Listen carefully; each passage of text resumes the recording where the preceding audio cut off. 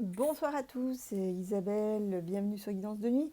Alors cette micro vidéo en fait pour vous montrer les jeux que j'utilise puisque vous êtes nombreux à vous poser des questions à me demander qui fait ces jeux, comment ils s'appellent, voilà.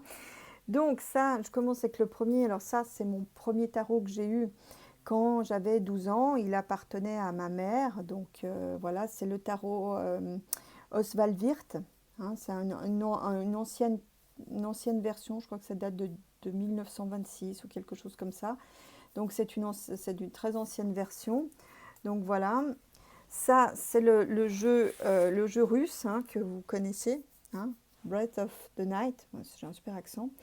Alors ça c'est un jeu, moi je l'ai acheté en Russie directement. Alors je ne sais pas si ailleurs on le voit. Donc là vous le voyez, hein, voilà, c'est celui qui a la nuit. Voilà. Vous le connaissez maintenant, voilà. Vous le voyez donc régulièrement dans mes vidéos.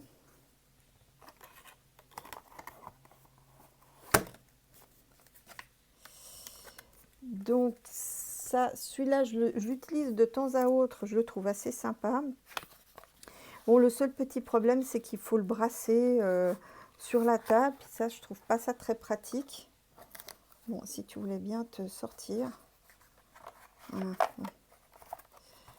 voilà, donc je vous montre quelques cartes. Ça, c'est l'Alma Bosé, donc, hein, que j'utilise notamment pour faire des fois les mensuels ou les annuels. Hein, voilà. Donc voilà, le problème c'est qu'on peut les mettre à l'endroit à l'envers puis qu'il faut brasser sur la table. C'est pour ça que pour moi, je trouve pas ça très pratique. C'est peut-être pour ça que j'utilise pas si souvent que ça. Voilà. Alors ça, c'est le cymbolon.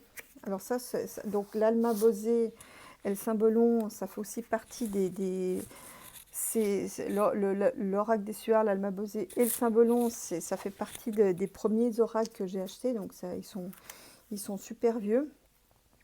Donc là, le cymbolon, hein, voyez, vous le connaissez. Voilà. Vous le voyez aussi assez régulièrement quand je fais les pays. Voilà. Parce que je trouve qu'il décortique bien les situations et les personnages, les caractéristiques. Donc l'oracle des Suards, que vous le connaissez, moi je trouve ça... Alors bon, évidemment pour moi, bon, il y a toujours des commentaires sur les cartes, hein, parce que je les adapte toujours en fonction de mes besoins. Donc moi c'est ça que j'aime bien, c'est ce côté, le paysage désertique. Et puis là on trouve des personnages lookés comme dans les années 80. Moi ça me rappelle mon enfance, hein, donc voilà. Je le trouve sympa. Et on ne sait pas pourquoi un coup il est à l'envers, un coup il est à l'endroit, mais c'est pas grave, c'est la vie. Donc voilà, c'est ce côté que j'aime bien chez l'oracle du match des Suards.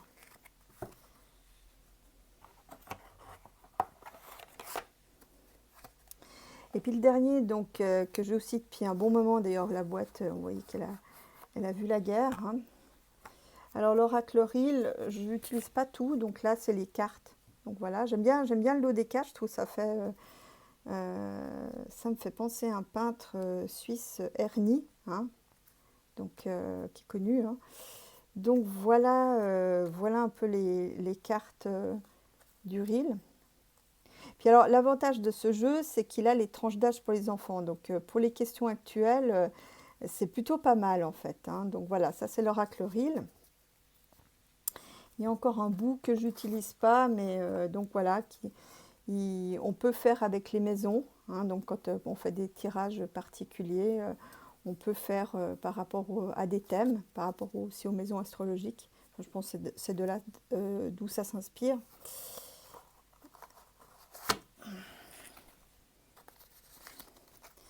Voilà, ben, j'ai fait le tour des oracles que j'ai l'habitude d'utiliser. J'espère que ça vous a plu.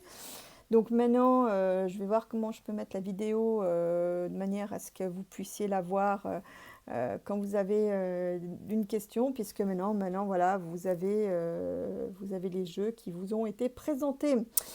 Donc, je vous fais à tous des gros becs et n'hésitez pas à liker, à partager mes vidéos si vous aimez. Et je vous fais donc à tous des gros becs. Prenez soin les uns des autres. À tout bientôt!